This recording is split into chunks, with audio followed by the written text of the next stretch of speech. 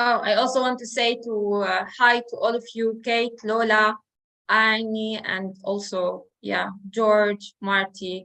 I said only hi to Vukashin because we met in Lesbos this year, and it was great when I read that he's going to facilitate. I also want to say hi to all of you, Kate, Lola, Annie, and also, yeah, George, Marty.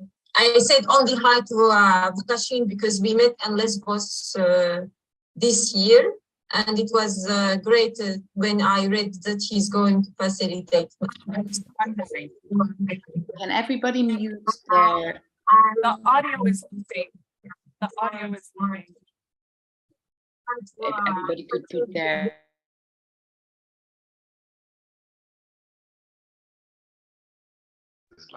Okay. Hello, everybody, and welcome to D Project Unlimited. Thank you for joining us today. D Project Unlimited is a project by Outlandish Theatre Platform, investigating the correlation of art and journalism and how art and journalism can inform, guide, and inspire the media outlets from which we consume our news daily. As you can see, this is a live broadcast, and you can comment and pose questions for the panel on the Outlandish Theatre Platform YouTube channel that you are watching now. We would very much welcome your comments. We would welcome them particularly because people are looking at this from all different geographical and political areas and we would welcome any comments to this. So this is the second screening of the project as part of World Human Rights Day, which is tomorrow. And today I am welcoming our co-creative team for an introduction and panel discussion after the screening. I will speak briefly about Outlandish Theatre Platform, and then I will ask the people on the panel to introduce themselves as well. We will then watch the broadcast from RTE's newsroom, where Anya Naliri is presenting her version of the news. So Outlandish Theatre Platform is a participatory and experimental theatre platform based in Dublin 8, where there is no theatre yet. And first theatre company in residence at the Coombe Hospital. Myself and Bernie O'Reilly are the founders of the platform, and our aim is to make new intermedia inclusive grassroots theatre projects in collaboration with artists and in collaboration with other people.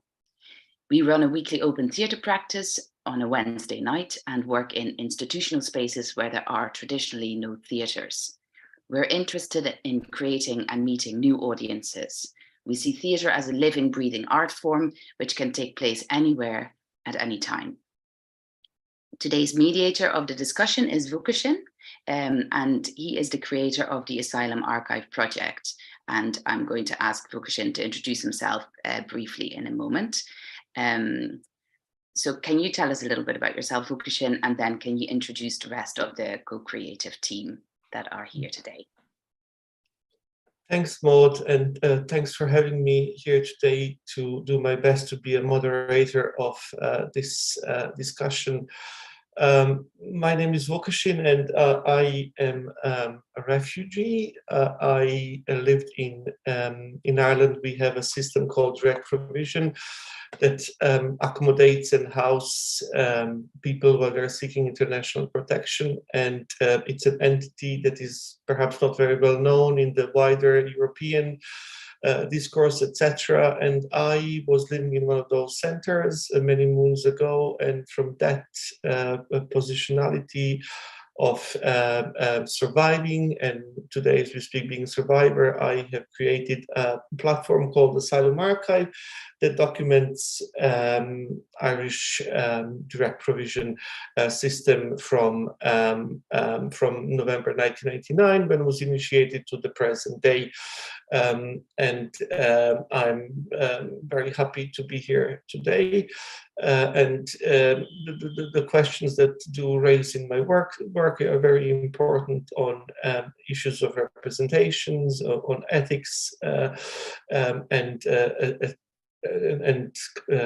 kind of various discourses around that. So So I won't hold too long. I'd like to kind of pass the microphone to Kate Conroy, who would introduce herself and the participants of her work.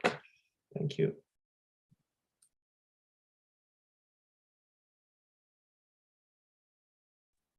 Thank you so much. I'm so happy to be a part of this project with the Outlandish Theater Project. Working with Bernie and Maud and George so closely has been really fulfilling creatively, and I want to just make a formal thank you to them about this. And I'm honored to be part of this segment with Samar and Mirna and Anya and the other artists as part of this particular project.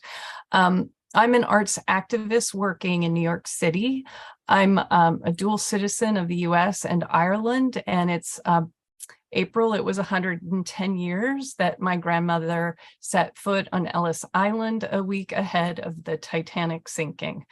We have been, our family has expanded, and I then, of course, became a dual citizen because of her birth there. And I'm happy to be sort of connected to a wider global community now. In my segment Breathe that you'll be seeing in the preview, I collaborated with Lola Flesch and Marty Correa.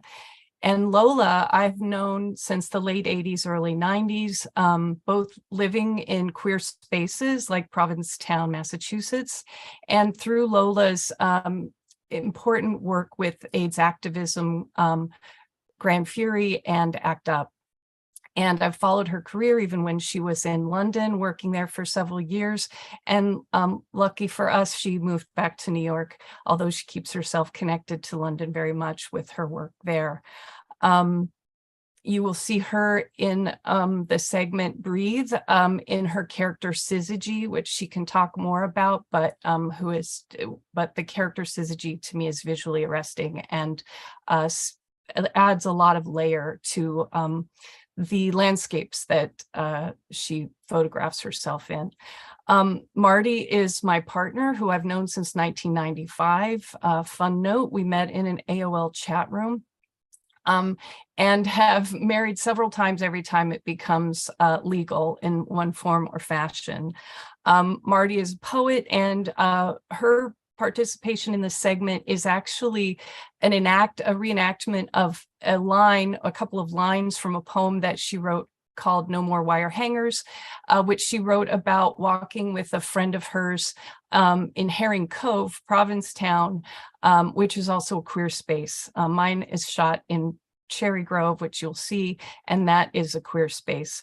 So together we considered sort of claiming a space of belonging, and then the work sort of puts that into contrast with colonial claiming of space. So I hope you enjoy it, and I will turn it over first to Marty, who can further introduce herself, and then she will introduce Lola. Hi, everyone. Kate said most of the things you need to know. A couple of things that I'm proud of is that I'm also, in my day job, I'm part of a labor union, and I'm on the executive council for that. And I'm just really happy to be part of this project. And like Kate was saying, looking at things globally is always the best way, and forming these alliances. So I'd like to thank Outlandish Theater for making that possible. And now to Lola. Hi, everyone out there. I'm Lola Flesch, and I'm an artist who uses photography really to explore different parts of my identity. We think about intersectionality, so I'm thinking about racism, sexism, homophobia, and now that I'm getting a little bit older, ageism. So through my photography, I work around these issues, and Syzygy, in some ways, which is my latest project, kind of crystallizes all of my work, whereas some series talked about racism, some talked about sexism. I feel like Syzygy kind of talks about everything. And as Kate says, I've been going to different kinds of different places. Been back to London, places like where there's a lot of trauma, like, well, really in America, every part of our land is traumatic. It's stolen land. But, you know, places specifically like Tulsa, I sometimes pinpoint to talk about issues there. So I'm excited to be a part of this project. As a photographer, you know, I do most of my work on my own. So it's nice to, you know, collaborate with two of my favorite friends, actually. So I'm looking forward to hearing our conversation. Thanks a million, guys. And I'll now give the mic to Samar. She would like to introduce herself. Thank you, Vukashin. And thank you, everyone, for this interesting introductions of your work. It is also my great pleasure to be in this deep project, Unlimited, because also from my background, because I'm a performing artist and an experiential trainer where I create public performative journeys or community arts, co-create them with the people from the public to create critical spaces where we are using performing arts to reflect on the concept of social communication, to deconstruct and analyze the way that we are communicating based on the concept of state nations and nation states as both tools and products of neocolonialism.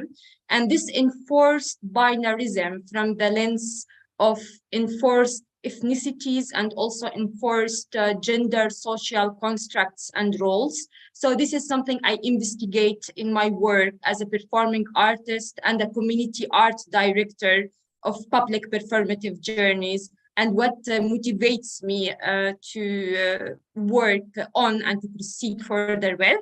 And this is why I was so thrilled by being part of this project, because it gave me the space to investigate from an artistic lens as a performing artist about also my position as a person when we are talking about freedom of speech, how it varies with these enforced concepts, enforced illusionary concepts of state, nation, and nation states from the fact of post-colonialism and neo-colonialism going on, and how this aspect of freedom of speech varies based on the role of the country where you are based as a colonial state or nesting colonialism or being a former colony.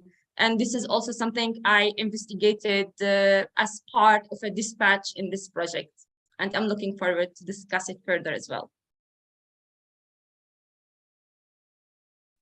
And now I want to present also a person that I did not meet in person yet, but I also was impressed by her political activism. She's coming from Jordan, Rimon Rabah, and I want to say that also during my investigation, I was looking for a political activist coming from Jordan that is advocating for prisoners of conscience, who I addressed also in this film, in the Deep Project. So Rimon Rabah, please feel free to introduce yourself. And thank you for accepting the invitation and being here today. Thank you, Samar. Thank you very much, Habibti. My name is Rimon Rabah. I used to work as a journalist in Jordan since 2003 until 2014 or 15 when I left Jordan. I had too many problems over there because I used to live in a country which there is no much of freedom of speech, no much of women who work in this field and can work as much as they can and they do for their people, So I am working in a very hard field, especially to work with the Jordanian prisoners, the political prisoners, actually, because the Jordanian government doesn't give them the freedom of speech that much.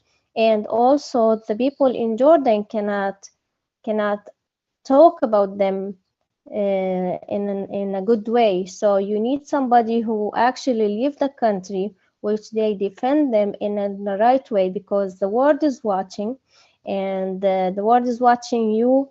And as a woman, also you have so much pressure on that, because you can't say anything on the side of the word, or the side of you know, the way you have to make yourself very strict rules, so you can defend them in the right way.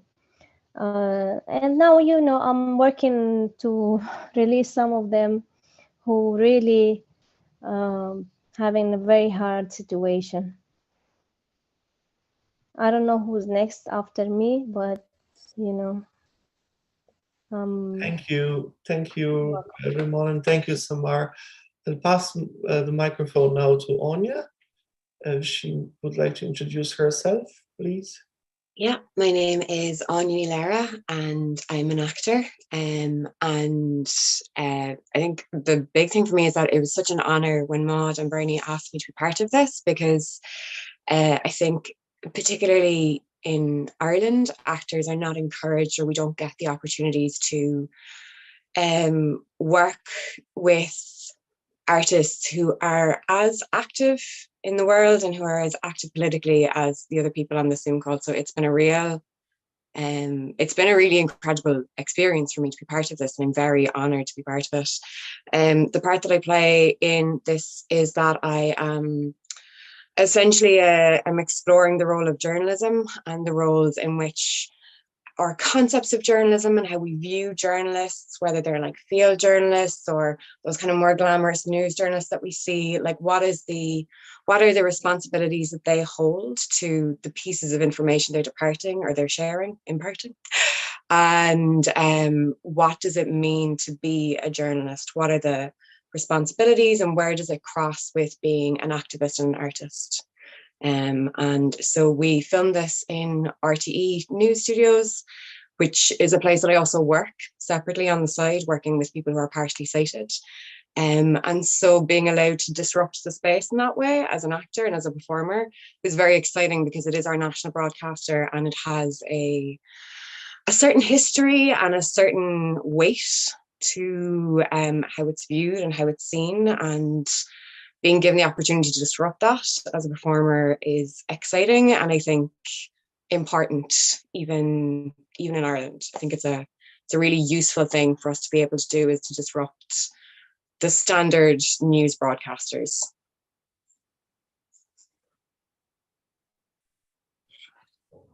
Great. Thanks a million. Would now George like to say a few words about his work, and perhaps a few reflections on Myrna's participation in this work, this project? Yeah, hello everyone. My name's George. I'm a filmmaker and photographer, and yeah, it's been a brilliant honor to be part of this project. Thank you, Maud and Bernie and Outlandish and everybody else that's been involved. It's been brilliant working with you. Myrna is one of our contributors who wasn't able to be here today, so but her piece is comes from Palestine, and I'm going to my own work right now is quite tied to Palestine. I'm working with various arts organizations, but particularly circus. And something that I find very interesting about this project is that we're deconstructing what the 24-hour news cycle, entertainment news paradigm is, and yeah, exploring what is included in the frame, what's excluded from the frame, and how that shapes narratives. And I personally believe that art is one of the most powerful, and storytelling are some of the most powerful tools that we have to make positive change in the world.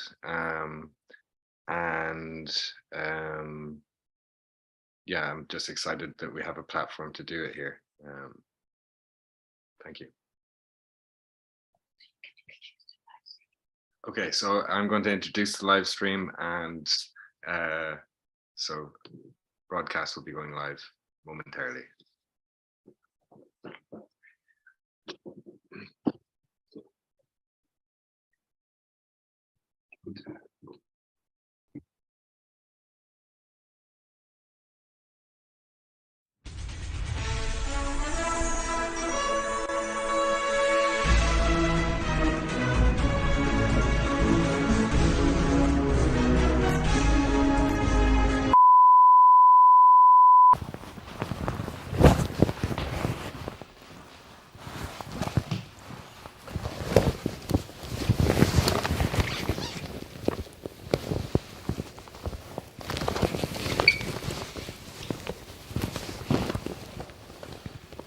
Dusting.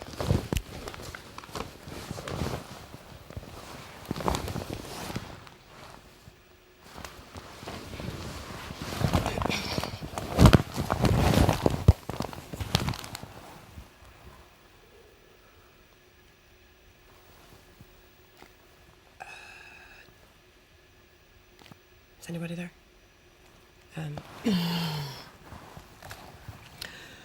This is Anya Nilera here with a special report from the national broadcaster.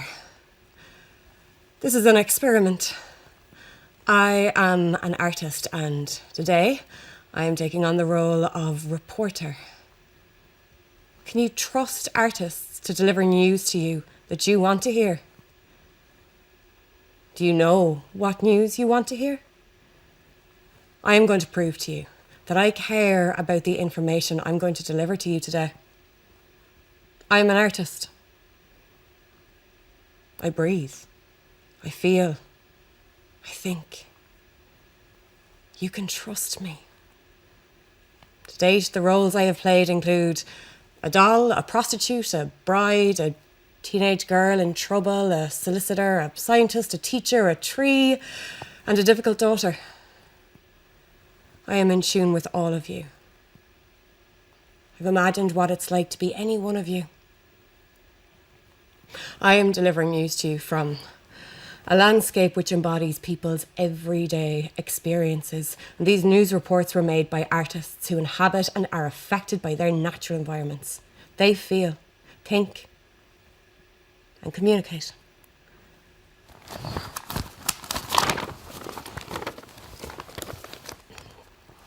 Our first dispatch is from Kate Conroy, a lesbian-identified art activist based in New York City. In this report, exclusive to Deep Project Limited, Unlimited. She interviews Marty Correa, novelist and poet, as she reflects on where do we find a sense of safety and belonging. Kate explores possessive language, used to describe one's personal occupation of self, the dichotomy of being exclusive in response to being excluded. And she asks you to think of the terms yours and ours as she plays the well-known Woody Guthrie folk song, which claims, "This land is our land. This land is your land." Is this land everyone's? Or is it just yours over there and ours over here? When considering the people of the First Nations, this land being ours or yours could surreptitiously mean not theirs or no longer theirs, because their territories were seized during the colonisation of the Americas, #landback. Moving into the space of Kate's imagined future, an inclusive queer utopia, collaborating with photographer Lola Flash as Afrofuturist persona Syzygy, Kate transports the future to the present in unifying breath and grounding. Borrowing from the saying that black joy is an act of resistance, so too is queer joy. Over to you, Kate.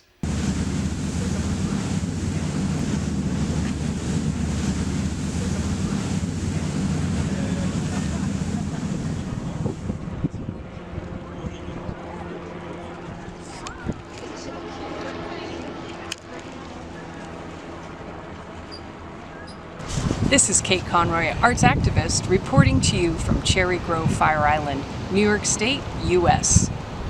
We're here south of the South Bay, which is south of Long Island. To the south of us is the Atlantic Ocean. I'm here with Marty Correa, a New York City poet and self-described butch lesbian.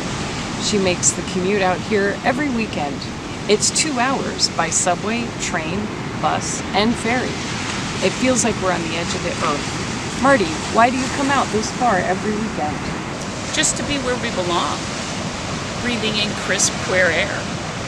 You have your own air? Yeah, we have our own air. Marty ventures to have safety of belonging by having a designated place to breathe, to have air of her own in order to breathe easy. Queer citizens have claimed remote places as safe places to gather and relax. These locales create a natural buffer from mainstream pressures. They are hideaways from hostile attitudes. Hostile attitudes and, excuse me, hello? Yes. Hello? Yes. I'm getting a transmission from the future.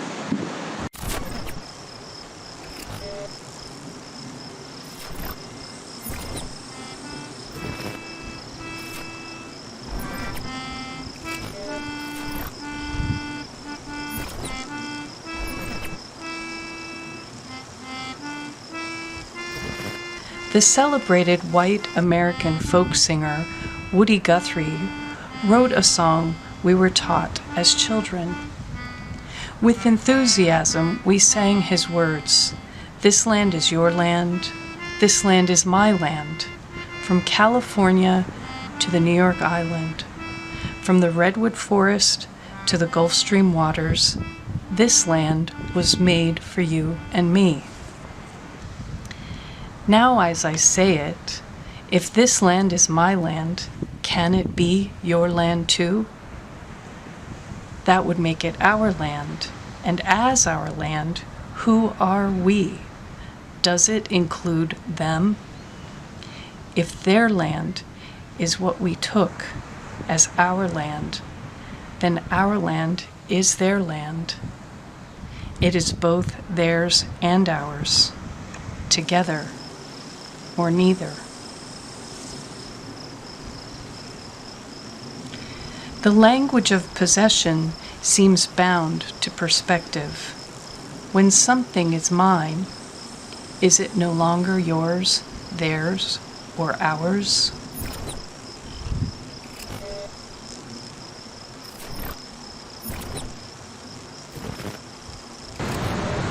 Okay, we'll try again. Okay. There's an old adage that says, what's mine is mine, and what's yours is mine. Well, hello? Yes, channel is clear for audio. Can you hear me now?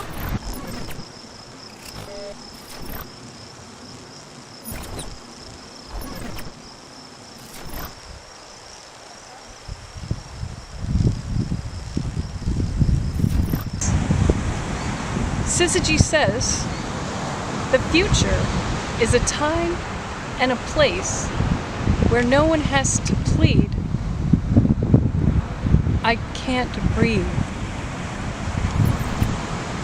The future is a place where no one has to plead, I can't breathe. What we all needed in the past, what we need now, and what we will have in the future is safe space and security of belonging for you, me, them, all. We need to breathe easy. News from the Afro-future tells us that possession of space means nothing if we are denied our right to breathe. This means more than clean air, queer air. This means spaces where humans are free to live out their true beingness, in addition to breathing their rightful air. Syzygy is here. The future is here. You, me, us, them.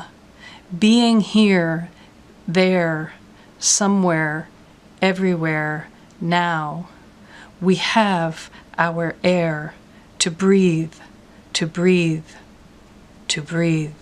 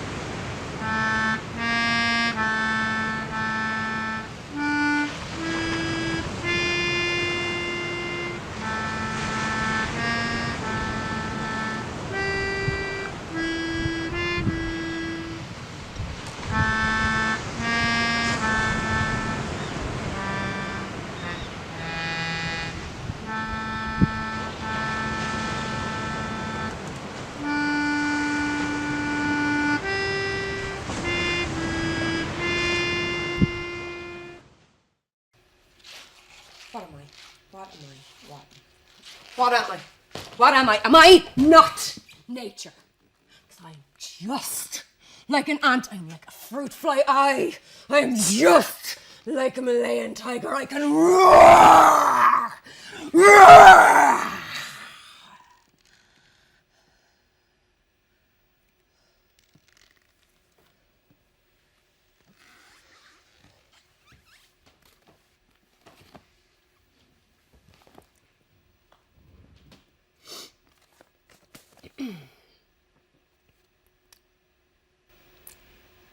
Mirna Bamia is an artist and food activist from Palestine. She attempts to understand the politics of disappearing, while equally questioning the notions of land, geographies of in-between temporalities. Her report is a brief commentary on almost everything. Mirna gazes at spring landscapes between Ramallah and Nablus, while witnessing a car ride conversation between her friends on a ride to a hike in Kana Valley. The conversation happens between Ishmat Khazar, who is a political prisoner, Dalia Taha, a human rights activist and playwright, Miriam Hijawi, who is driving, and a singer in Ishtanawat, one of the first female-led a cappella groups in Palestine, and the artist, filming with her cell phone camera as a witness. Hashtag conversations behind closed car door windows. Hashtag a brief commentary.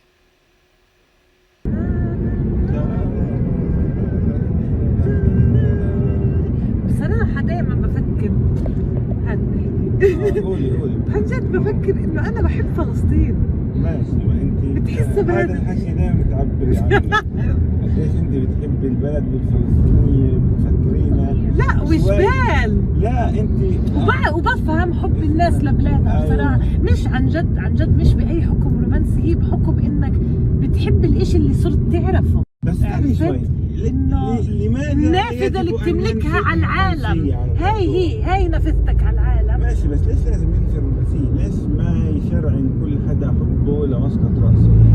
يعني ليش ما الباكستانيين يحبوا انا بفهم انك تحب البلد اللي انت عايش فيها لانك تعرفها، صرت تعرف اشي علمتك اشي عن العالم، عن الحياة، عن الناس، اعطتك سر من اسرارها، فاوف كورس يو ويل لاف ات. بنحب نقول كمان انه هالبلد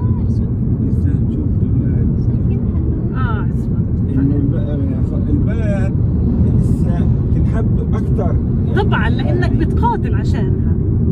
في نضال ما هيك، في شيء مميز فيها. انا بحس انه في شيء مميز بصراحه، وبتساءل اذا كل مكان في العالم. انا بدي اوديكي على هذا المحل بالنقاش، بس بدي اشوف يعني هذا هو اللي يعني نرجع نحكي، مش بس هيك. لا انا هلا عندنا نحط هذا ميرنا بصفتك يعني بتسافري اكثر منا. أنا بحس في إشي مميز في فلسطين. إيش بدك تسألني؟ في طبيعة الحياة الفلسطينية. في شيء مميز في البلد. بس بحكم عن جد إنه إحنا يعني نسيكي من الطبيعة، أنا عارف. هو حسبت أنت لو ما تقاطعش الواحد كمان. احكي لا خلص دي أسكت. هي اللي عندي لحالها. لا ما تسكتي، بس يعني مثلا أنا اللي بحبه هون في إشي بتحسه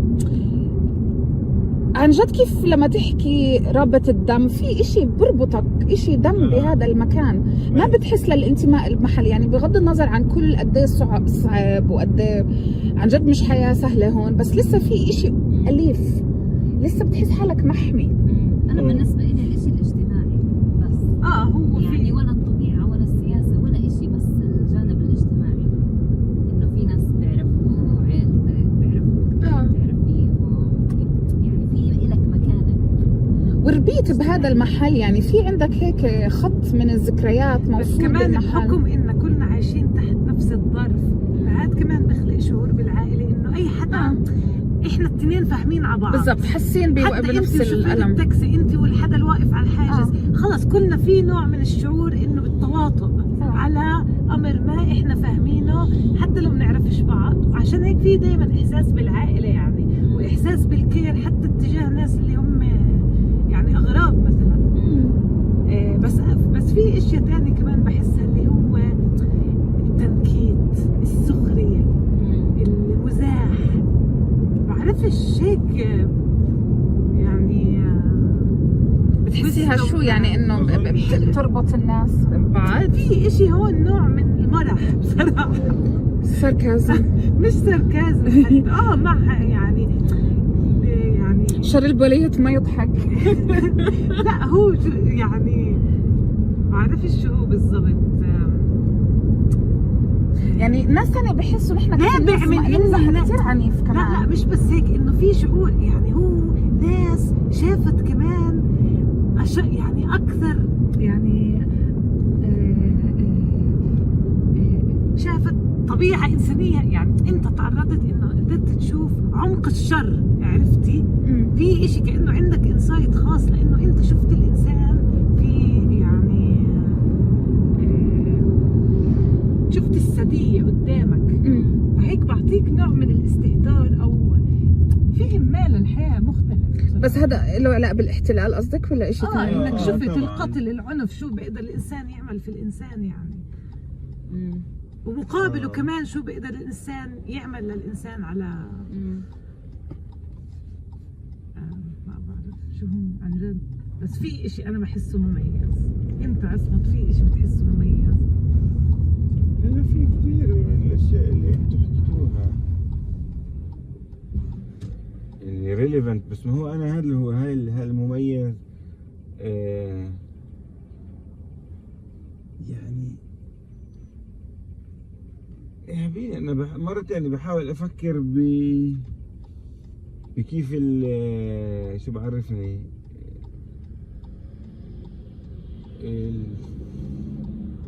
الجزائريين أي شعب يعني مش ضروري شعب مميز يعني، حتى شعب ناضج العراقيين يعني شو بفكروا عن العراق، شو بحسوا تجاه العراق، بفكر كثير مشاعر شبيهة.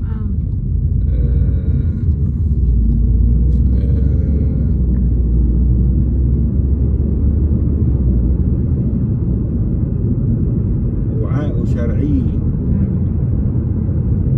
بس مشاعر بشو يعني؟ الحب تبع المحل اللي هو عنيف اللي هو يعني منه تجاه الاشخاص والشبكه، بس حدا بالسويد يعني حيحس مشاعر ثانيه. مزبوط، بس كمان انا حكيت عن العراق حتى عشان اقول انه كمان شافوا جانب مظلم من الانسان، وعرضوا لظلم كبير وحرب طويله وحصار قتل الاطفال، ففي يعني في كل هاي الاشياء موجوده كثير عند شعوب ثانيه، وهم كل الناس عندها هذا الشعور تجاه المجتمع اللي ربيوا فيه، بحسوا انه هو المجتمع الاقرب لهم والانسب لهم والمحل اللي لهم فيه مكانه. ومره ثانيه انا هذا هو اللي بحاول اقول انه هذا شرعي، انه هيك لازم يكون الواحد شعوره اصلا كانسان يعني، او مش لازم بس هيك يعني بالغالب شعور. أنا بشوف يعني هون أصغر البلد كمان، ففي هيك شعور أكثر إنه كل الناس تعرف بعض أكثر يعني، له علاقة بصغرها بحس. بس أنا كمان بحس بالإضافة لهذا بصغرها وأبي موضوع تاني، بأنه آخر 70 سنة أجيال يعني جيلين إحنا لوقت عايشين لحالنا عازلين عن العالم. صح. ففي مع هاي النافذة اللي بنسافر وبنطلع، إلا إنه في هذا الشعور اللي هو أكثر بين في مجتمع المساجين.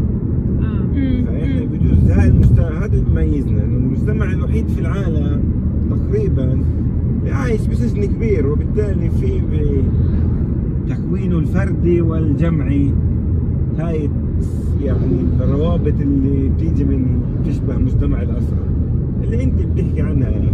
صح. داليا بس كمان يعني السجين ولا مرة يحب السجن تبعه، يعني ولا مرة بحس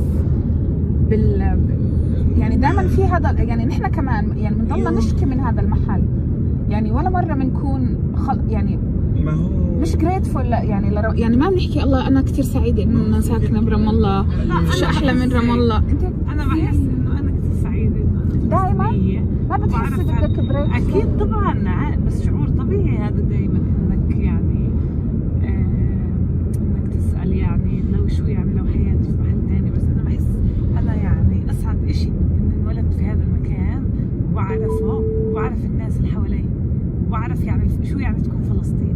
بحس انه في يعني نوع عن جد من المعرفة، كيف الانسان اللي انه في هاي الرحلة الوجودية اللي بيمرقها الانسان لما يمر بظروف صعبة، صح، يصير يسأل شو معنى الحياة، هل الحياة عبث، كيف أكمل، وفي حدا صار معه هذا الاشي.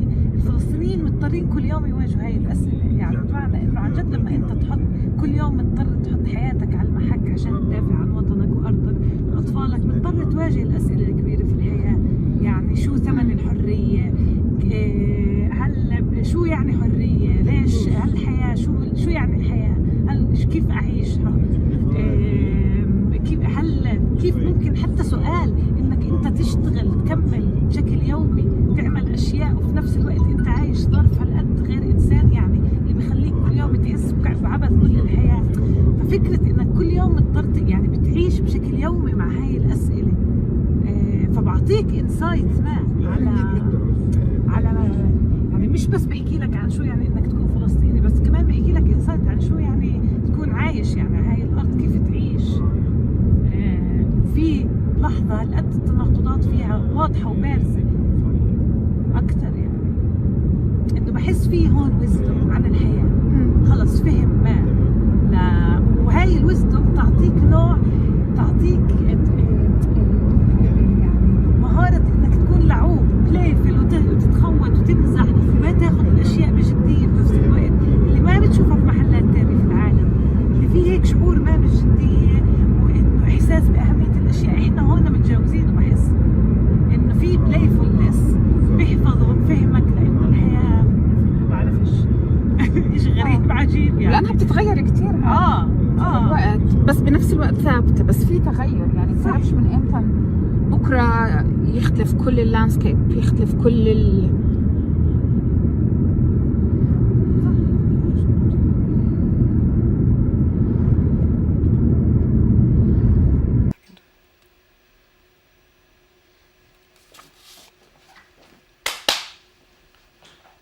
Reporting on freedom of speech in the Hashemite Kingdom of Jordan is Samar Zaghul, an intercultural trainer, researcher and performance artist. This dispatch, Guilt Built Walls, Walls Have Ears, has journeyed from landscape to landscape. Samar asks, why do we speak? Maybe there are a lot of words and an absence of valuable observations. A need to breathe beyond categorizations. Complexity is triggering, but belonging is a silent killer. Reporting on freedom of speech in my search for sense behind wire-built guilt walls. What is the Middle East? Who named it, and why? This news item provokes you to speak up against persecution and injustice. for many Jordanian citizens who are prisoners of conscience to tweet or talk about injustices is a privilege they do not have. Hashtag, your tweet is a threat.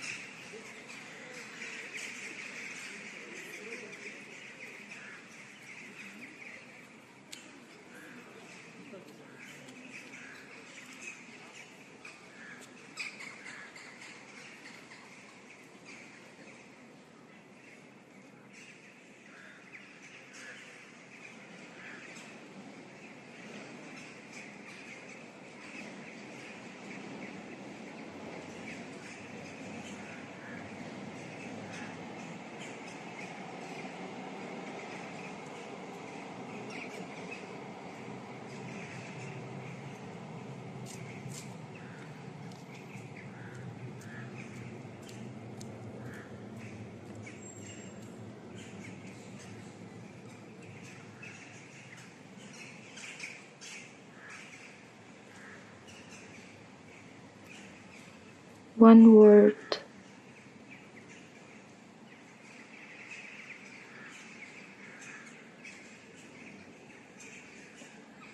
About the great king and the progressive royal family.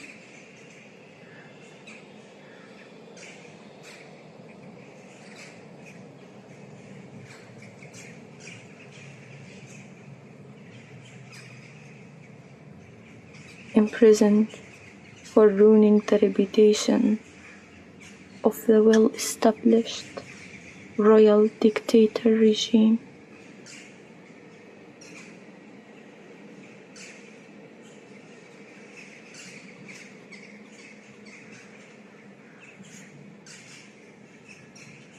Prisoners of conscience.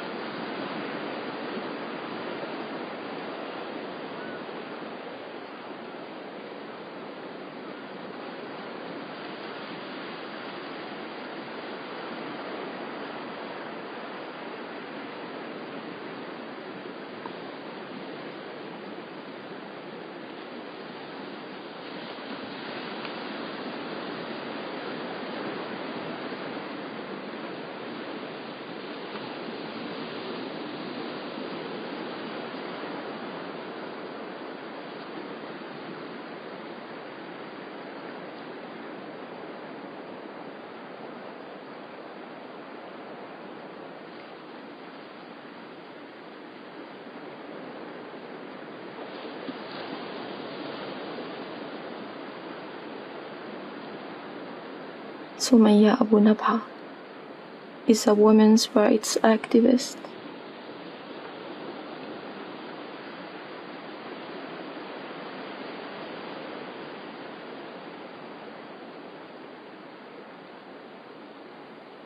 She was arrested in July 2022.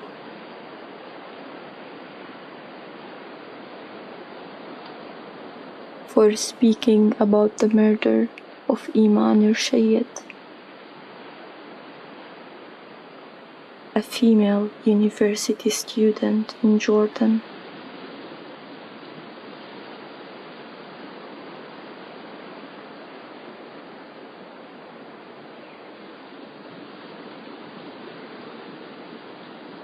It's not the first time the dictator royal regime forbids talking about specific topics.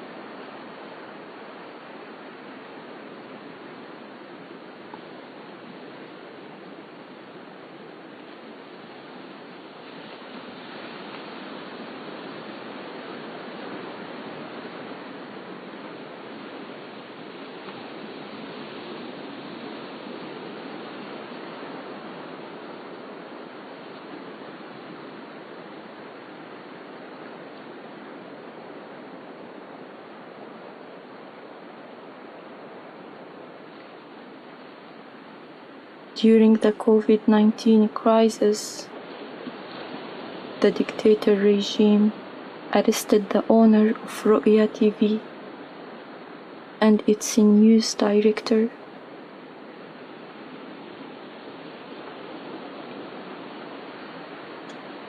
Because the channel aired news showing a crowd of citizens complaining about losing their jobs and the lack of basic income to live.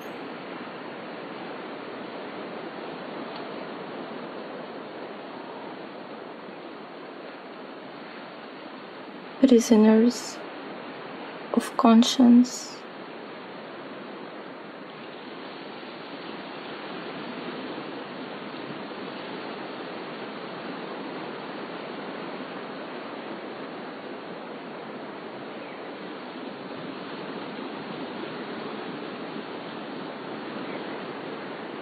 Your feelings, your thoughts, and your suffering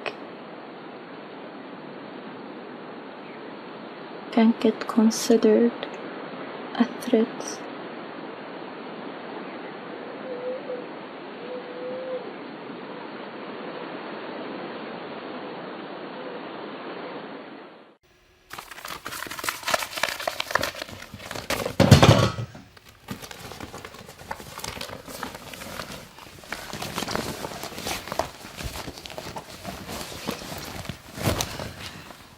This is an act of art.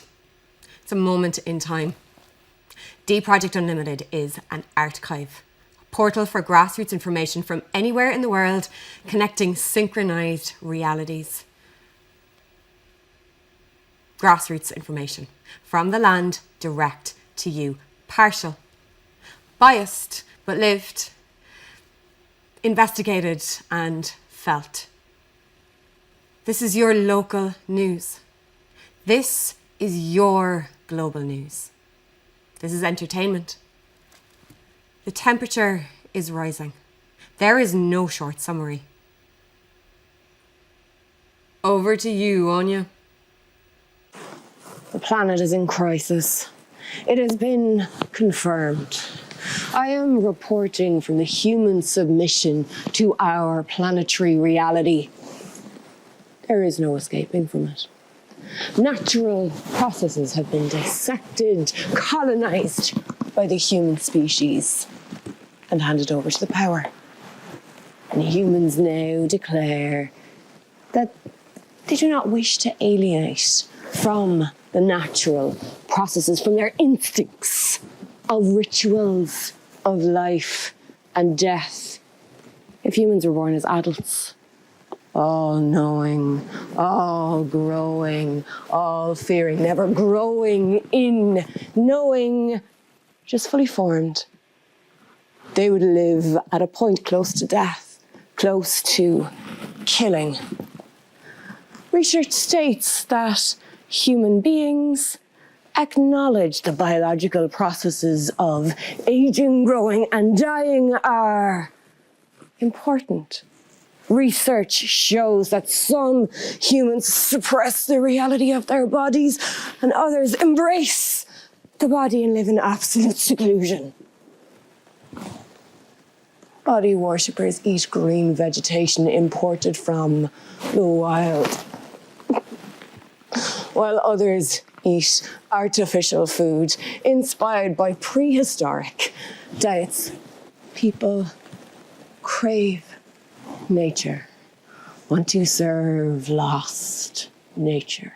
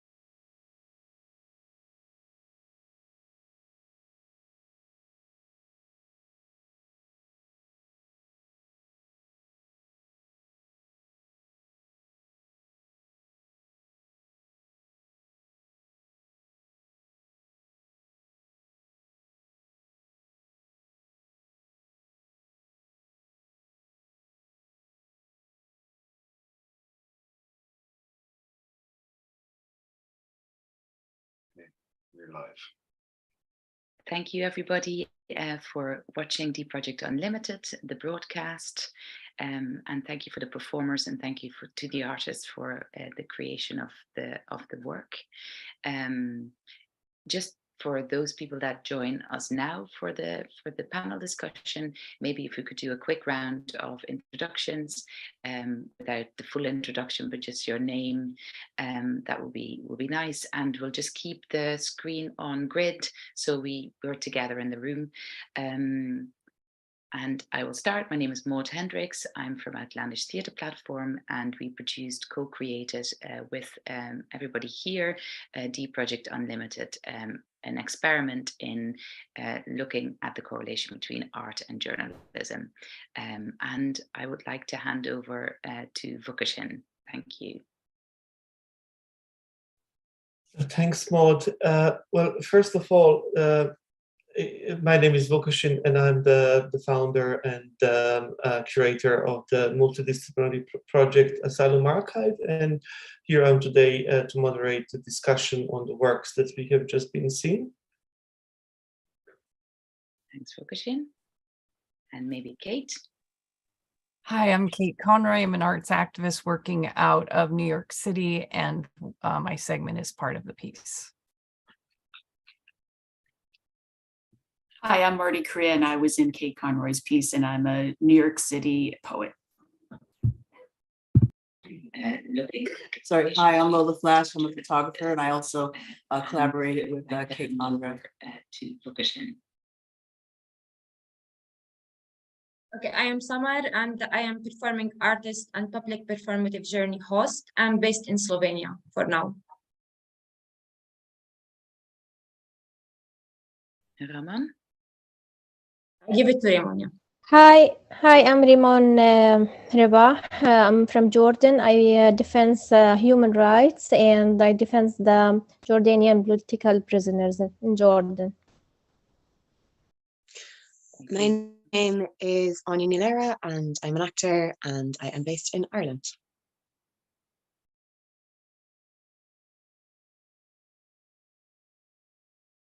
Okay, Vukasin, over to you. Thanks. Great. Okay. Thanks a million. Now, I would like to start. This is the second time I'm watching the work, and there is. I would like to congratulate everyone who took part, and Outlandish Theatre. It is really, there are so many things there to unpack. There are so many things to talk, so many things to debate, so many things to kind of take into the consideration. And we have around 50 minutes and a bit longer for that. So I kind of think that now this is kind of really also interesting that this is broadcasted on the 9th, and tomorrow there is International Human Rights Day.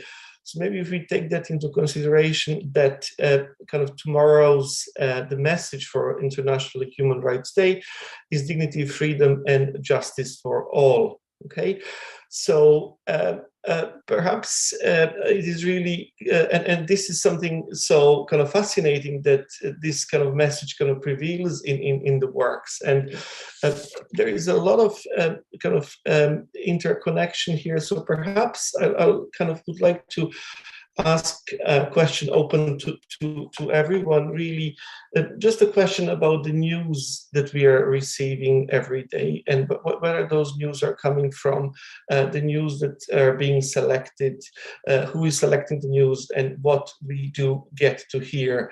And perhaps, do you want to take that question, Anya, if I may start? Sure, yeah. I guess the big thing you kind of see when you're making the piece or when you're working on it is the just you understand that the news is curated, but I think you underestimate how curated it is, and I think it becomes really easy to forget that it's a product, and that basically people's lives and situations and day-to-day experiences are becoming an item for us to, I guess, consume. And I think there's something about that can really neutralize the news, which I find really disconcerting. And I guess working on something like this allows us to kind of like re-engage with the concept of news being like an active thing that carries a lot of weight with it. I think was kind of, yeah. And I guess in Ireland in particular, we have there's only one, the main curator of the news is only one broadcaster in a big way. And so I think it really streamlines what we're fed and the narrative that we're given, which means that there isn't a lot of dissenting voices, or there's not a lot of conversation in the news about who gets to decide what's said. It's really just one voice in a big way, because it's all owned by essentially one big conglomerate, which I think is very true, particularly at the moment, I guess. But then I guess when people discuss news online, it allows for us to engage with it in a completely different way. And I think it's really transforming what the concept of news is. Yeah, I'd be curious to hear what other people think about that. Kate and Marty and Lola, would you like to comment on that in the discourse, perhaps, of the states of the news and the freedom of the news and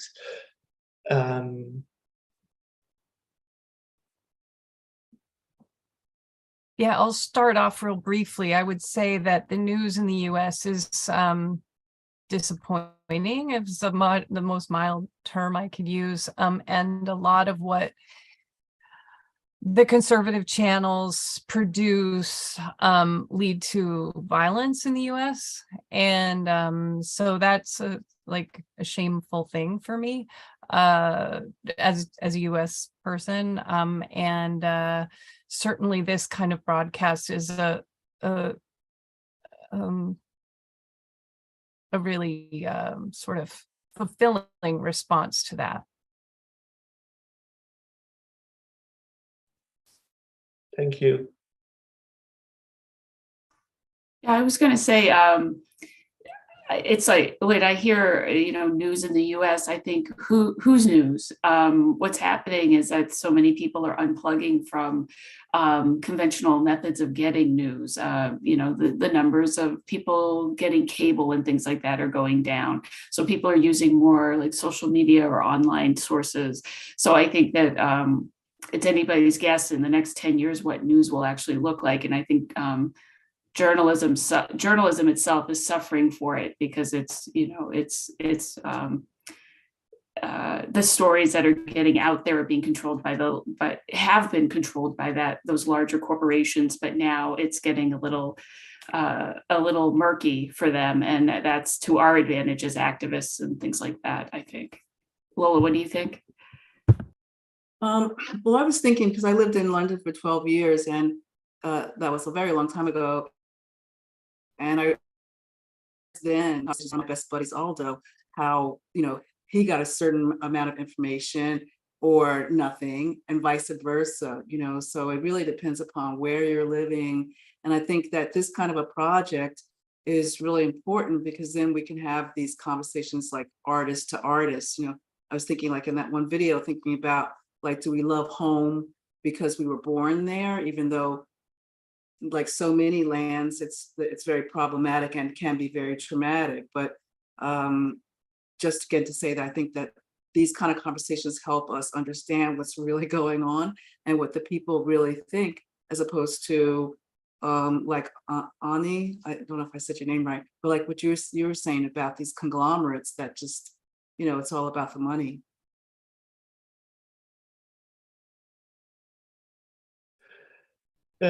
Thank you. Samara, would you like to come into that and perhaps Ramon, just in terms, I'm kind of thinking along the lines really here about us, and I would kind of include the States here, kind of as the West, if you like, right? So what is being served, what we can hear from the places like Jordan, from the places Iran, this kind of selectiveness, what is being served to us. So and then perhaps to kind of reflect that on your own work and your own activism.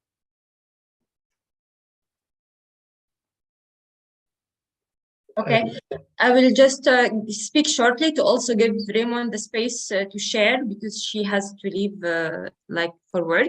So I just want to say that yes, because solidarity is totally based on emotions and feelings. This is what's motivating us to take an action or to do anything as activists and as artists as well who are engaged into activism. So these emotions and these feelings, we cannot deny that nowadays, living in these current times, we are consumers of all social media channels. If we want it or not, we are there and we are consuming. And to create this critical awareness of being aware about our feelings and from where they come, is important to realize also the dynamics of geopolitics, the dynamics of international political power, to know what is happening in the international politics, because everything is politicized, including our feelings. And in the same time, I think when we want to protest or maybe to do some activism work, we also need to be aware that the fact that some humanitarian crisis or a real people revolution, like it is happening right now in Iran, and also it was happening in Syria and in many different Arab countries, of people who really want to fight for freedom of speech, for equality. Yes, it was hijacked and it is being misused, but this should not be an excuse or a reason for us not to support the real revolutions, and as artists not to present the real core of this revolutionary, honest and genuine motives that comes from the people.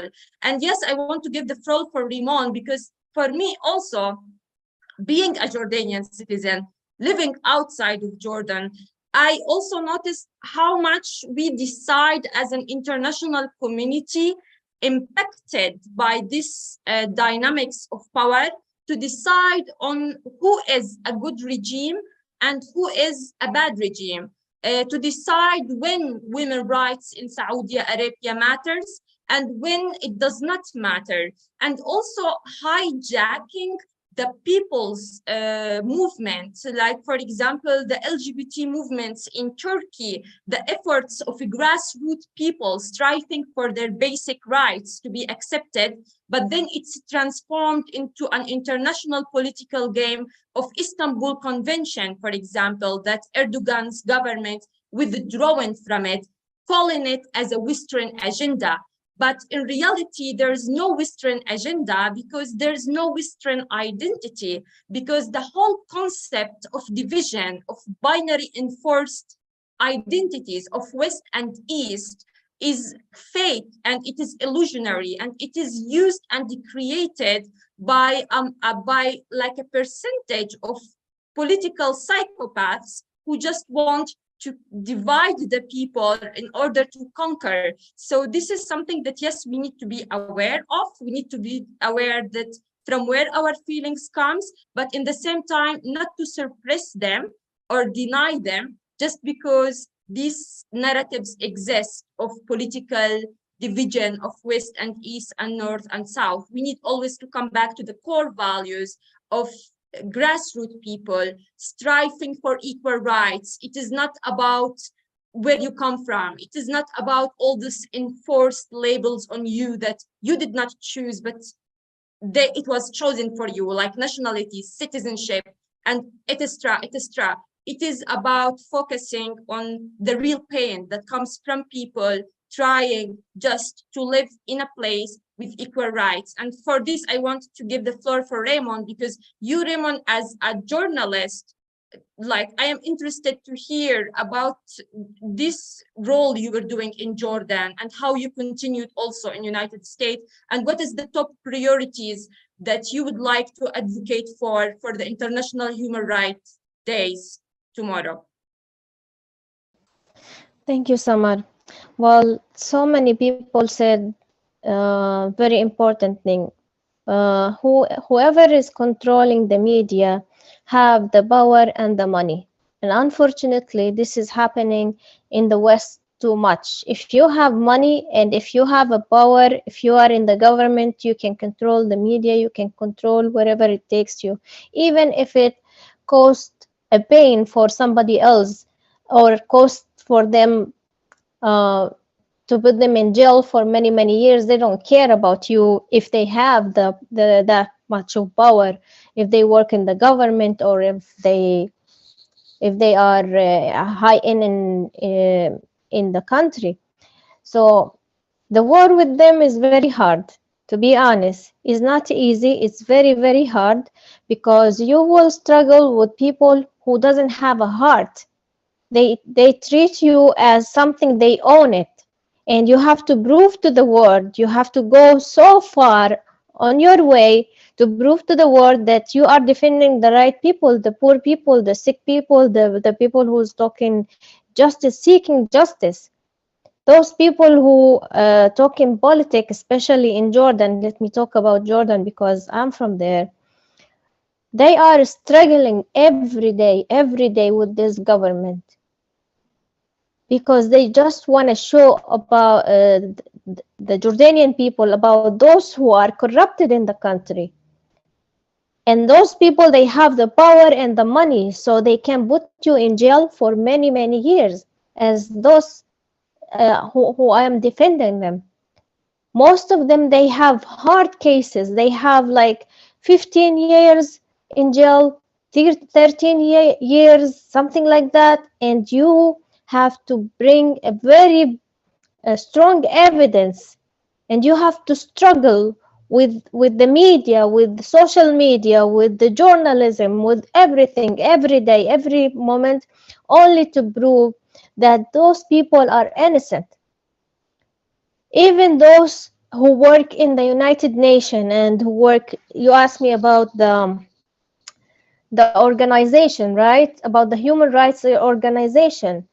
Actually, I deal with them those 3 last months for the case of Mr. Hamad Al-Khrisha, because he is in hunger strike now for 102 days, okay?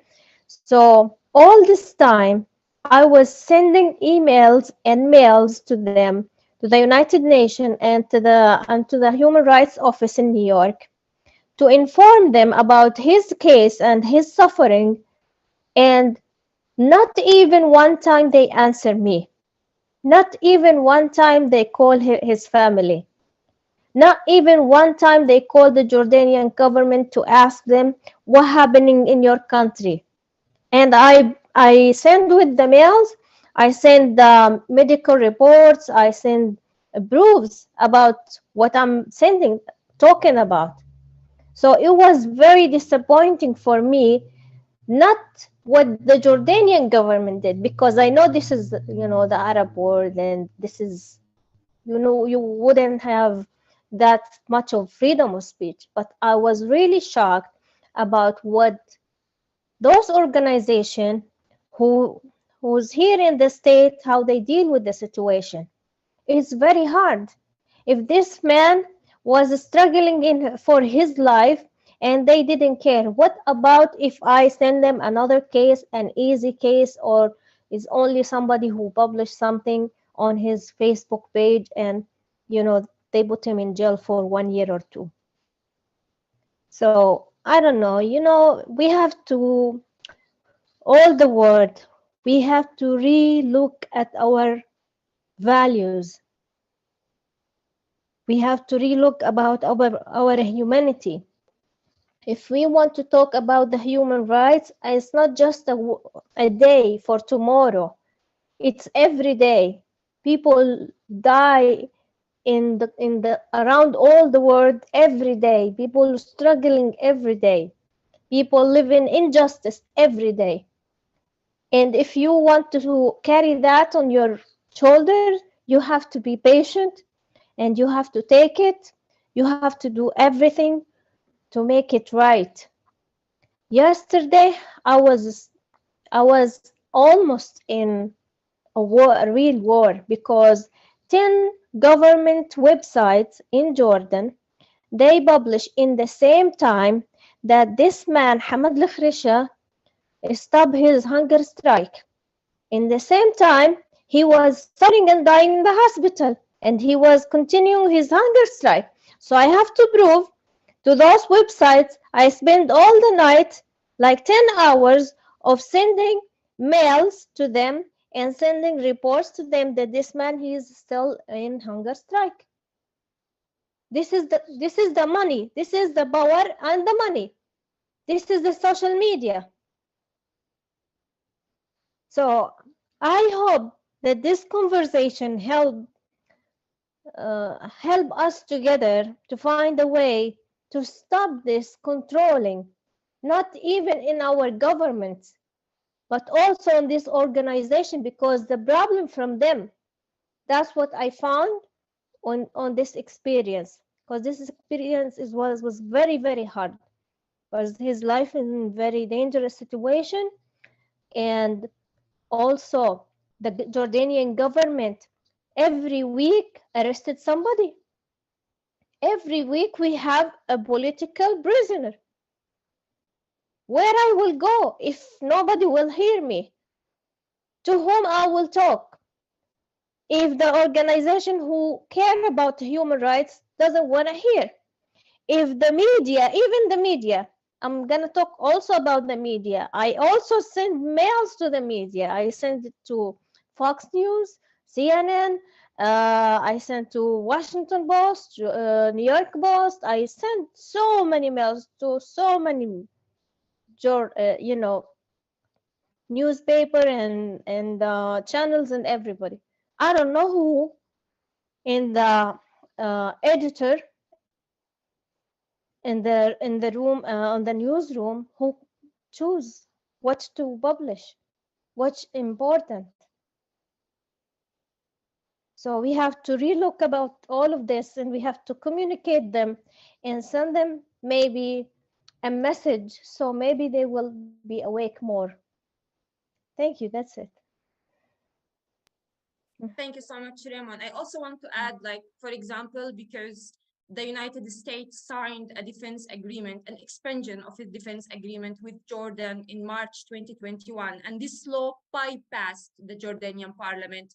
So yes, it created a crisis for me because, like, as you were mentioning, Raymond, you recognize that it is a dictator regime, but it's not perceived as dictator enough in the international aspect. And why is that? Is it because the United States can have as much as they want of army troops in Jordan, using the Jordanian territories for trainings of military and for expanding the military base in the Middle East as a place of training and also neo-colonial or colonial army invasion? This is also something that I just want to connect it, as we are located in different places, and this is why I really value the work you are doing, Raymond, to bring on these voices that is unheard.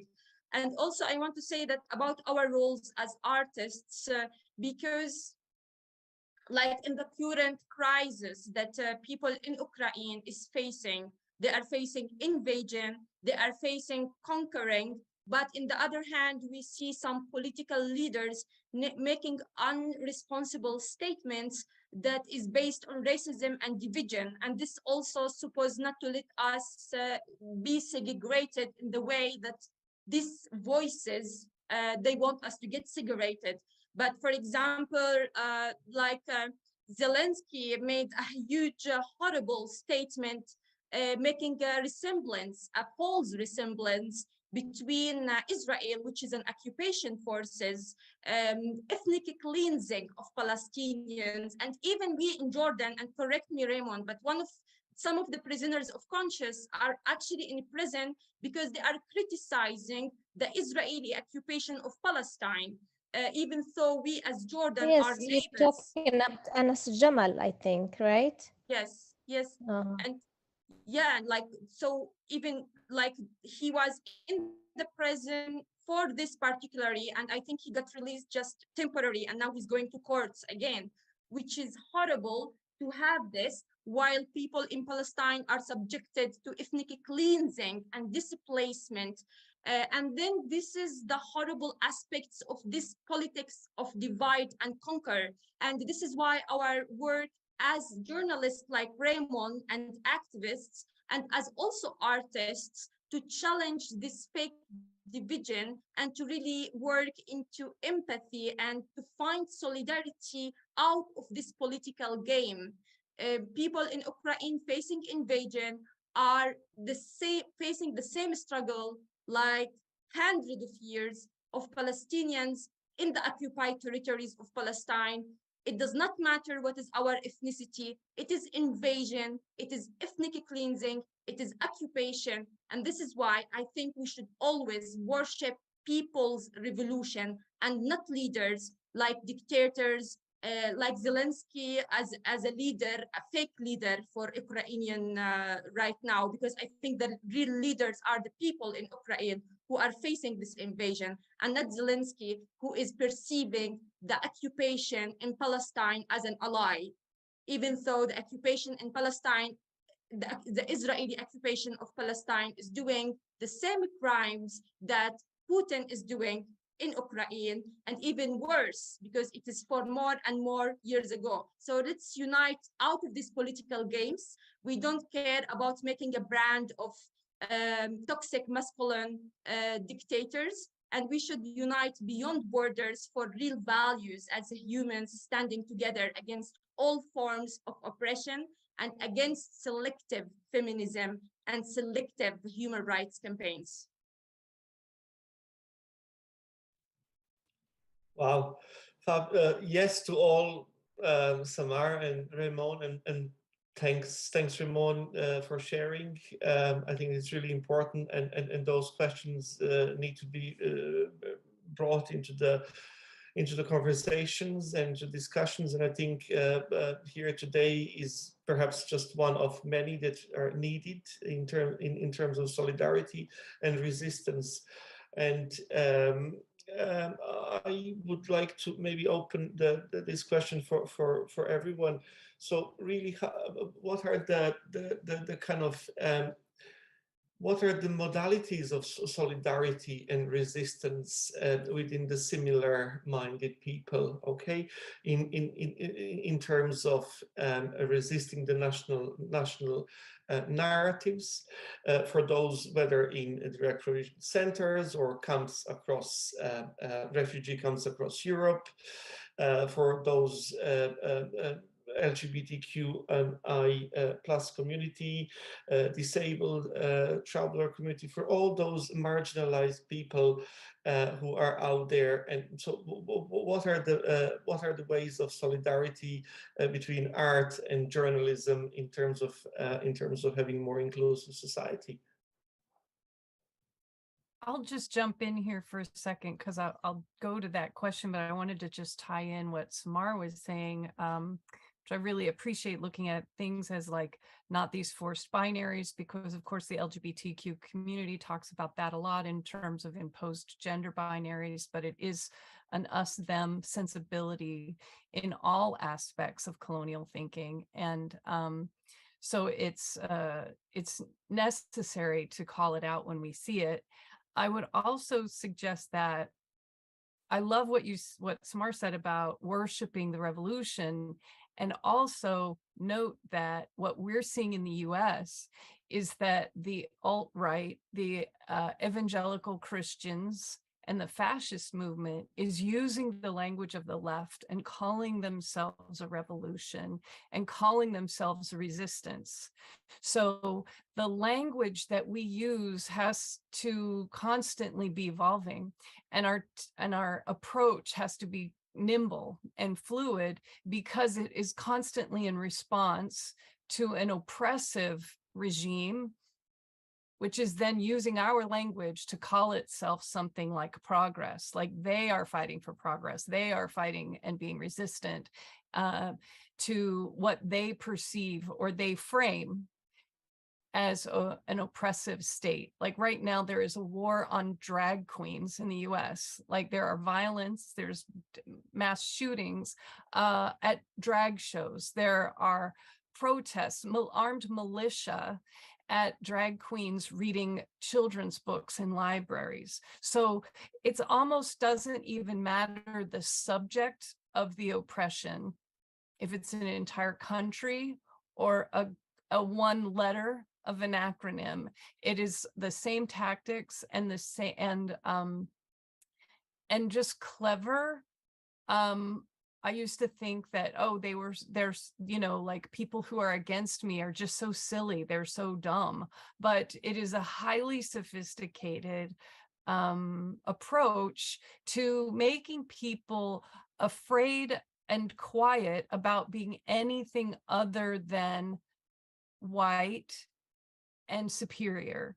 And so one of the things I remind myself anytime I hear somebody talk about racism is I remind myself that racism would not exist if it were not for white supremacy thinking.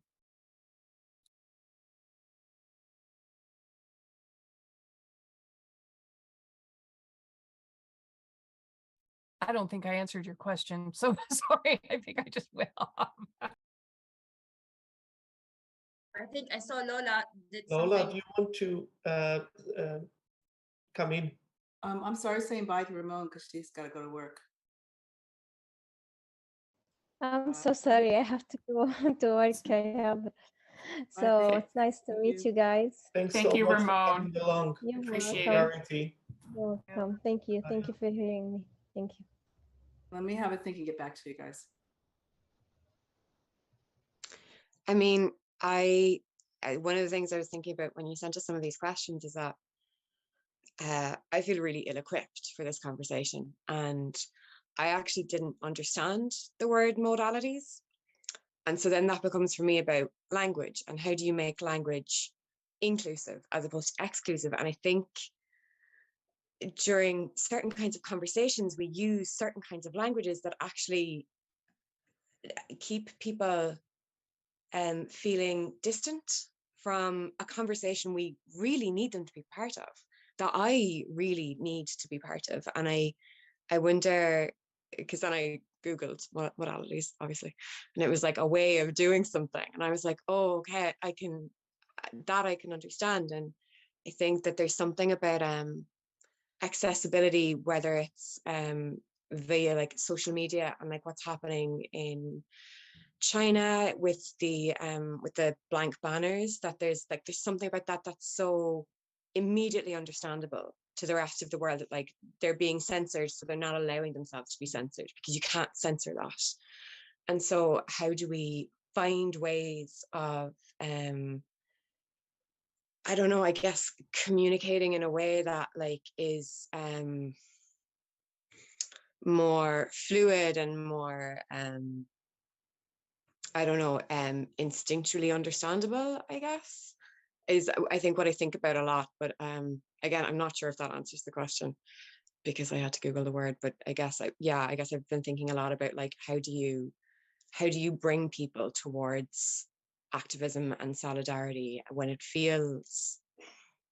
can feel very big and intimidating to be part of, which is not what we want. It's this thing that Samara, you were talking about, this like worshipping the revolution. I'm like, that I understand, that's the thing that we need to bring people to, that I think is the energy that we want for people to like lean into.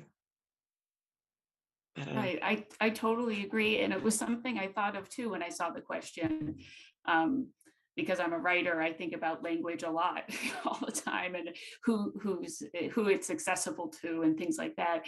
And one of the things that I thought of is that what would this question or what would our discussion sound like to people outside of academia or a formal setting of and this kind of intellectualism. And we might be used to it because we're in artist communities and activist communities and we hear them, but I'm with you. I'm from a working class background. I've had to look up most words when some of my best friends speak. And I don't, the thing that I just thought about is that lots of times I say to people, and Sumar and others have said here, we're in what I would call like an emergency situation. And when that happens, if somebody's been hit by a car or there's a emergency situation, you're really supposed to pick somebody and say, hey, you do this, you call 911, you do this, because otherwise people just stand around. And we have been in an emergency situation for, centuries. And I think that it's time that we just point people out and use the language that empowers people and bolsters their that identity, that you can do something and you don't have to necessarily even understand what people are talking about. That there have to be so many different strata of people speaking and understanding and engaging. So I think that artists are doing that to some extent if their work is about these things that we're talking about, which I'm glad that Vukašin said that dignity, freedom, and justice for all is what we're talking about. So when we think about those things, those are very accessible to people. And like Sumar said, sorry, just lost my train of thought. But so anyway, I lost my train of thought, but it was something about what Sumar said. But so I'll stop speaking so somebody else can speak who can keep track of their thoughts. Okay, I'm going to give it a try, Marty. I was thinking two things. One about Malcolm X, and Malcolm X said that, basically for change to happen, we have to have a whole different vocabulary, so words are can be very problematic. Just as an example, like the word dark really bothers me. People say it's a dark day and da-da-da-da-da. But like if you're a Black person and you're dark, like it makes you feel bad, right? So there's a lot of words around me as a Black person that are harmful, that need to be changed. But then also thinking about, like, on a more optimistic sort of level, thinking about like those of us who can see, like the visual arts, no matter what language you speak. And Sumar was talking about like feelings and like, this idea of humanity. Like, one of the things I'm so excited about to be a visual artist is that no matter what language one speaks, most likely you're able to interpret like what I'm doing, what other artists are doing. A lot of times we have very similar symbols. Sometimes in different cultures, the word colors have different meanings, but in general, same with like maybe people, I often think about people who are differently abled, and I feel kind of guilty that people who don't have vision can't see my work. But there's music, and I think there's all kinds of arts that kind of put us all on one level. Like I love seeing musicians just jamming, like people that don't speak the same language. You can see it like any kind of like little square, right? You see people just like gathering and they start playing instruments and they might not be able to speak a language. So, I'm an eternal optimist, and I think that the power of what we do as artists is really important. And I'll just leave it there.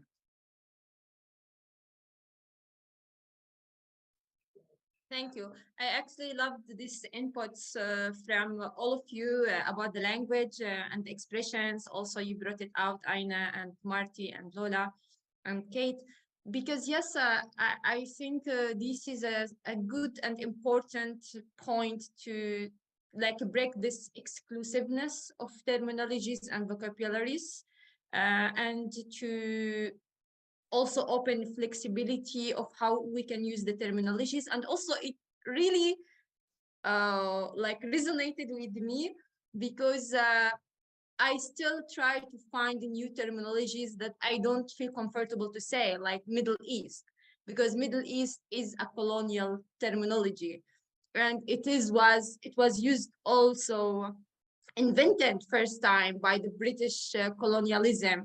And me being a holder of a citizenship of a country that is a former colony, it is also another struggle. And I always add the so-called Middle East, to make myself feel comfortable when I say it. So yeah, it is really interesting to keep swimming into this direction and also investigate it.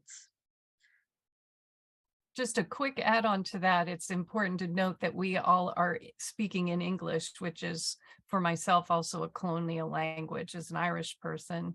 And it has obviously dominated a global conversation. Thanks from you. I just want to say that, Kate. So thank you for saying that. I think there was this Esperanto kind of as a language or attempts, or I think that's one of the questions really that need to be brought into discourse of decolonizing the language as well, and that the English is the language that we that is predominantly spoken and that we speak today. And me being in Ireland, for example, for the last 17, 18 years, I still do struggle to express myself in English, yet I cannot even conceive to express myself in my native language, whatever it's called these days, right? It used to be called Serbo-Croat.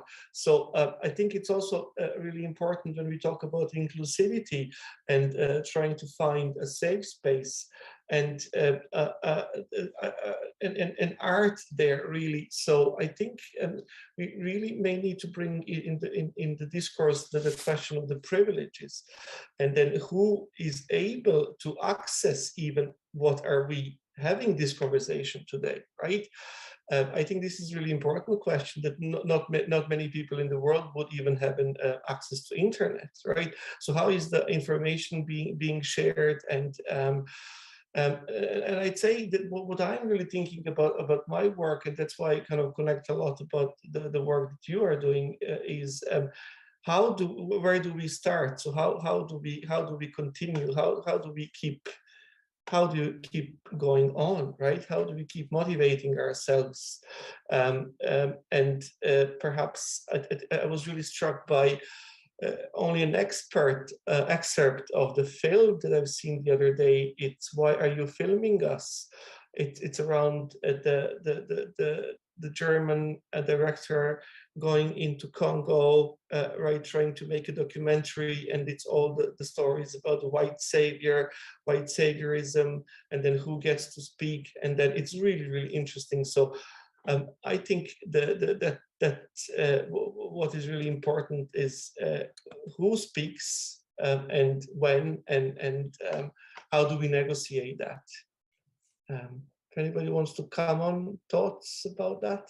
Or I wanted to say, just thinking about like this idea of colonialism, and I was just on a panel at Art Basel last week, and it was a really great question from the audience, and the young lady mentioned or was asking, like, how do you get around the because photography started off really being like a colonial idea, right? I mean, generally, the way it started was that, or one of the ways it was used was like to photograph, for instance, Black people's noses and all our different features. And, you know, they even had, I don't know if any of you have seen, like they have like different kinds of like things to measure the nose, so they would take a picture, or the head. And so the bigger the head, you know, I don't even know what they categorized it at, but the idea of like, how do you like retrain your gaze? And so, you know, for me as a photographer, some of the language like capture, right? Capture is not a good word. But for me, the idea of photographing my communities, it's about showing the beauty and the love I have for them. So I'm showing beauty. I'm not sort of making any comment on like this person's better than that person. And also it's about I engage with them. So it's a collaboration. It's not just like you sit over there, I'm going to take a picture of you, now you turn this way, you know what I mean? It's like I invite my models. Marty was one of my models for the New York Times last year. But I invite them to be themselves, to come to the space and be themselves. And for me, to be honest with you, I think that for some of us, you know, it's a safe space where for 2 hours you can spend time with Lola Flash, and then, you know, you might go out on the street and a cop's going to bother you or arrest you or whatever it might be. But you know, I feel like it's almost like you know, I'm offering like 2 hours, like someone would offer a spa or something, like, here you can enjoy yourself with me. But, you know, just thinking about some of the tools that we use that and reworking the way that the colonial ways that they were used, and use them you know, and I think it's someone else. Oh, I know. The young lady that just left was talking about how, or maybe you said it, Samar, just about how others use our language to talk about what they're doing. So it's like this sharing of words, but sometimes it's not for the best. Yeah. Thank you, Lola. Yes, I also remembered what Kate said, because she said about using the word revolution from also you said the Catholic Orthodox, also like using this, hijacking these terminologies for purposes that is far from the purposes that was initiated for. And I think you put it in a great example, because also when we are thinking about colonialism and representation, we are tackling mostly, like when I'm saying we, I mean like myself, from my certain background of being a person holding a citizenship of a former colony and a product of colonialism as a state. Then we are always looking at it as only from the lens of Orientalism. But we don't also consider it from the way of Occidentalism, because it was a two-way side. So there is a neo-colonial power that needs to keep this West vs East narratives that is totally like ridiculous, because it's very easy to identify that it is non-existing. And then there is also the dictators that are products of colonialism, and they are currently protected dictators who are violating gender minority rights and women rights and doing sexual repression in their countries, but they are welcomed in the international community because they are keeping the neo-colonial powers going on. And this is why representation matters, that we should stop victimization, and people who has more privileges, like when I'm thinking about the privileges I have, we are responsible of opening a space for people to speak up for themselves. So this is my personal view, and I will be happy to hear any opposition so I can think and reconsider my thoughts. But this process of victimization and playing the savior or the protector of the other is just contributing to the oppression and to the status quo. So I think what we can do is just to open this place where people can speak loud for themselves and to break out from this, I will protect you or I will protect the others. I can protect without playing the protector role, because people have the power to stand up for themselves if they have the platforms. And I know I'm speaking again out of privilege, but yes, I think this is responsibility of representation.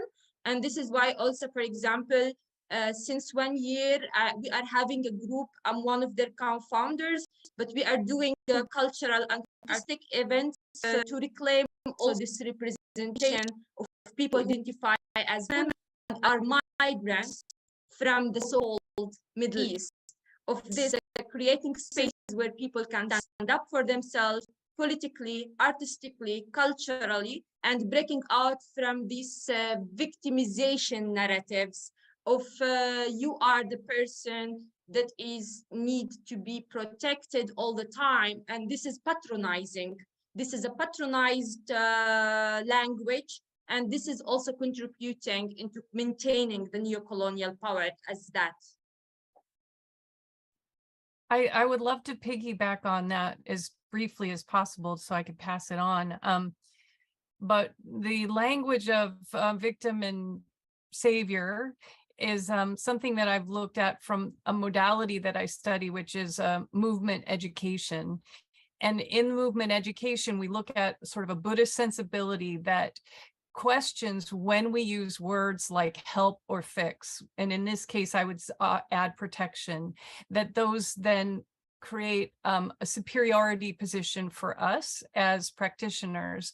And so I'm always looking at challenging my own indoctrination into any kind of superiority position and look instead for how can I support the person who's looking for support? What do they need and what do they want? Not how I can fix and how I can help, but how can I support them pursue what they want and pursue what they need?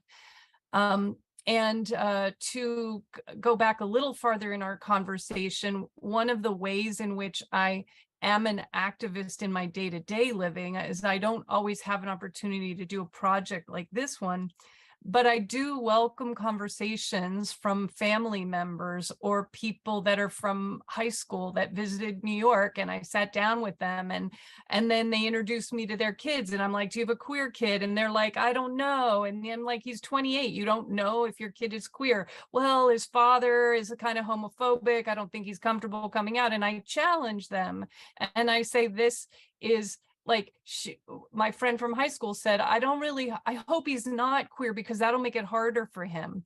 And I had to say in some kind of a way, it is harder for him because you are allowing it to be harder for him.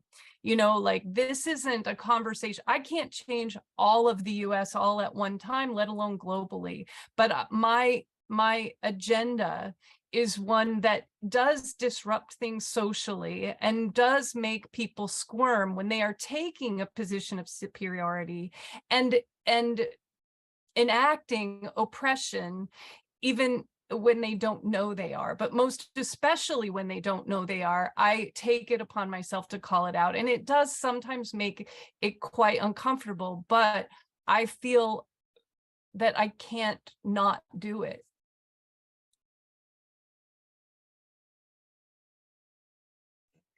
I'm gonna just very quickly jump in before I go. Just kind of to come like back off that in terms of like privilege and because in your original question, I had a very interesting experience when we performed a live version of or an iteration of this project live. And there was one production in particular where our audience were much like the majority of the mix were people who had either come through direct provision or through asylum seeking in Ireland, or who had already been in contact with the Outlandish platform. And I found myself as a performer in a very particular position where I was talking about who creates the news and who gets to decide the news. And it was me in front of these people whose lives and experiences and day-to-day traumas are what we consume on a day-to-day basis. And it just really highlighted for me the reality of first of all my own privilege in terms of where I was born and the color I was born, and I like Ireland and democracy we have, but also the gift that we were being given as artists to really engage people in a conversation that I think particularly the arts world doesn't often welcome, or we say that we welcome, but actually the activeness of that welcoming isn't as I don't know, active as we like to think it is. Whereas like the fact that something like Outlandish exists means that people who don't often get access to art or to these conversations are suddenly engaged in a way that gives them power and gives them responsibility and gives them a voice. I don't think, like I was on stage having this very real moment where I was like, oh, this is the power that we have to really make a choice to engage people on a very I've totally lost my train of thought now. I'm the same as Marty. Just that there's something very real there for us to mine as artists and activists, while being very like, yes, this is the position I'm in, but I can really use it in a way that supports other people. So it was really profound and really uncomfortable. It was incredibly uncomfortable to come so face to face with that dichotomy of what we were talking about and the reality of it in the room was but I'm very grateful for it. It was a real gift. I'm going to go. Thank you so much for everyone. It's been an absolute pleasure. Thank you, Anya. Easy.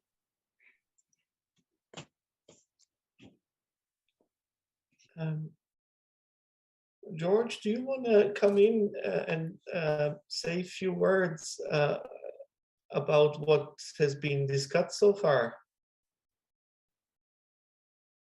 Sorry, I left you kind of out there. No, it's all good. I was making sure the stream was still going.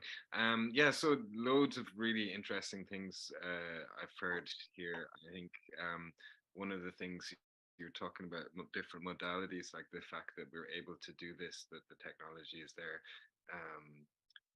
to have a conversation where there's people in different countries coming from completely different backgrounds is exciting. And I think that you look at something like the Arab Spring and how social media was a big part of that, and then also you look in the other direction, like the manipulation of American discourse by bad actors over the last few years. We're really like babies in this new world of communication, and so yeah, harnessing it and using it for good is important. Also, this question of language. Yes, we're all speaking in English. Ireland is speaking in English because it was colonized. Our language is probably spoke more outside of the country than it is in the country. But then one of the powerful things that we have as artists is that we can create work that speaks a universal language. And sometimes that can be great for reaching people, and sometimes that can be great for simply making a statement in the first place when certain places in the world, many places in the world, don't have.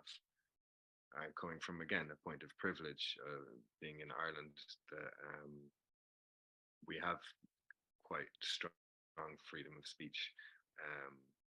Our human rights are fairly well protected, but in other places, maybe it's, Iran is a good example. Like it's extremely dangerous to speak truth to power, and so yeah, how do we do that? How do we amplify it? And yeah, using art as like specifically with this circus that I've been working with, they're able to speak about things like women's rights in places where outright going against the general consensus could be dangerous. But because they're speaking through circus, through movement and physical performance, have been extremely successful. So yeah, art is a universal language. And then also, like it's easy to forget that news pieces that we like, they're commercial products, and I think there's an extremely dangerous dehumanizing force when something like, say, occupation of Palestine is reduced to a commercial product for a news station. The humanity of the people who are being discussed and the reality of their lives being lost and destroyed, I think we can become desensitized to it. Like this idea that one man's death is a tragedy and 1,000 is a statistic, I think is very true. And something else I read about, once somebody actually knows somebody in the LGBTQ plus community, they become immediately much more accepting of those ideas. So trying to create ways to create more human connection where we're talking to real people, where it's not just a news story, a product, or a statistic, but and I think that we're living in a time when that's more possible than ever, and that's exciting. Thank I would you. also, I'd also say, like, you know, the question of privilege is very interesting as well, because like even myself, I can walk around Dublin city centre any time of day or night and not really think about it. And that's an entire paradigm that I live in, and I have to remind myself that other people might not. So, yeah. Anyway. I just wanted to make a note on the time because I know Lola has to go in just a couple of minutes. Maybe if I could just jump in very briefly in terms of action and activism and what we did as this small kind of performance platform experiment, which I think has been very, very powerful and incredibly successful for my personal satisfaction in bringing grassroots landscapes in one hub together and letting the landscapes and the human interpretation of those landscapes speak together in one space, instead of the colonial idea of the landscape that we might have. And thank you for working on that with us. It's been amazing. But what George did, something triggered what George said about living in Ireland and the privilege that we have and the democracy and the freedom of speech. Something that really bugs me is that although we have a democracy, there's a lot of injustice in this country, not only in relation to direct provision and to the treatment of people in the system, but particularly also in relation to an emergency situation in housing crisis that has been going on for nearly decades, I would say, in Ireland, and has come. It's like, it makes me emotional. It's in a crisis point whereby there are 3,500 people, children in emergency accommodation. And although this is, you know, very much on the agenda, on the political agenda, on the sometimes being brought into the media, it isn't changing. There's nothing really. There's no immediate action. There's protests, but they're lukewarm. It's not a massive fight. And I wonder how, as artists or people in solidarity with these ideals of equality, how it can be more effective, because it's wonderful to feel the solidarity. It's wonderful to speak the same language or to find new ways of expressing it, but how can it become more effective in terms of change? And I just wanted to ask Vukašin actually to maybe close on that, because you've worked for such a long time in documenting this very unjust system in Ireland of direct provision, which has led to so much injustice and ongoing prison-like situation for people for decades as well. So how do you see this kind of artist activism and artist solidarity leading to more change and more effective change? Thanks, Maud. I think, as you have said, it's really, by Lola, thanks a million. I think it's really important to kind of verbalize that although privileged country, we have so many social justice issues, from direct provision to the treatment of travelers, homeless people, disabled, etc., etc. I think that I would very much agree what Marty did say about this is one of the states of emergency, and I'm particularly thinking about revival of the far right in Europe, and particularly thinking now about the protests that are going on in Dublin for the last almost 10 days, from being hijacked by the far right, opposing the building in the part of Dublin that is housing asylum seekers and people seeking international protection. And this is something that we are seeing in this discourse more and more.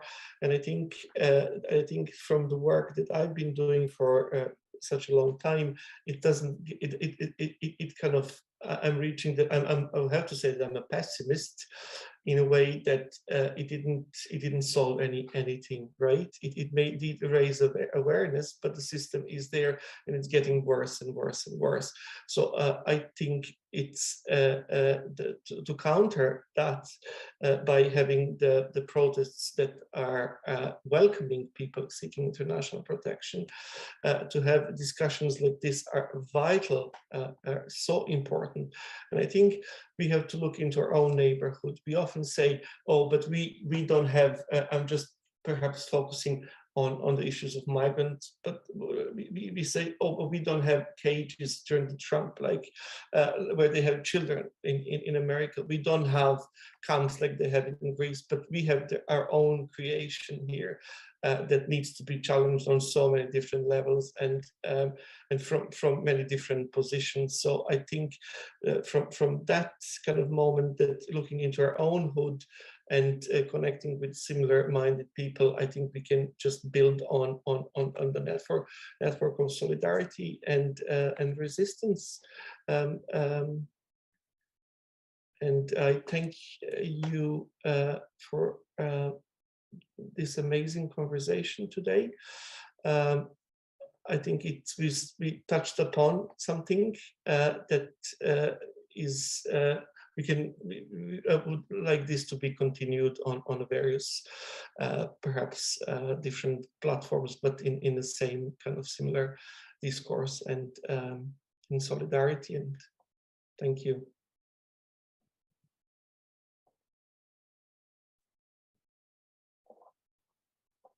Thank you, Vukasin. Thank you, everybody. You're all amazing. It was really wonderful to hear you all speak together in the one room, even though we're all geographically apart. Thank you for bringing all these beautiful landscapes together. D Project Unlimited is unlimited, and hopefully will continue to both be a live performance that will travel, as well as an online platform that will develop in another concept in the future. And yeah, we'll stay connected, and thank you so much. This will go online tomorrow, so please share far and wide, and let's keep talking. Thank you. Thank you, Maud. Thank you so much. Take care.